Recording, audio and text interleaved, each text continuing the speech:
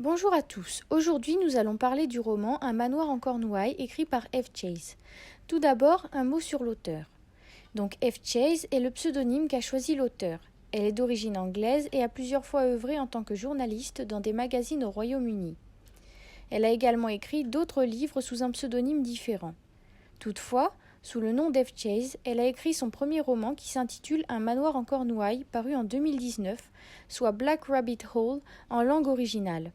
Dans ce premier roman de littérature anglaise, le lecteur doit faire face à deux temporalités en apparence complètement disjointes. D'une part, nous nous retrouvons en 1968 dans les Cornouailles. Le personnage principal est Amber, une jeune fille faisant partie d'une fratrie de 4 enfants qui habitent ce manoir durant les vacances scolaires. Hélas, un drame va survenir. Le décès de leur mère vient alors troubler leur vie, si paisible auparavant. Les 4 frères et sœurs vont alors devoir apprendre à accepter leur nouvelle belle-mère ainsi que son fils Lucien. D'un autre côté, nous suivons une autre temporalité.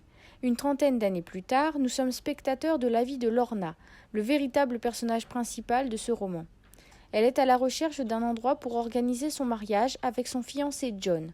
Elle va alors découvrir plus ou moins par hasard le domaine des lapins noirs. Les deux temporalités vont alors se succéder tour à tour afin de faire découvrir au lecteur les secrets de ces deux femmes ainsi que ceux de ce lieu si mystérieux.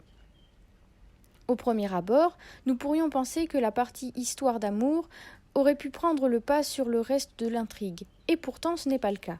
Au contraire, l'enquête que va mener Lorna lors de son exploration des lieux reste bien majoritaire. Elle va alors découvrir l'histoire de ce manoir qui renferme bien des secrets.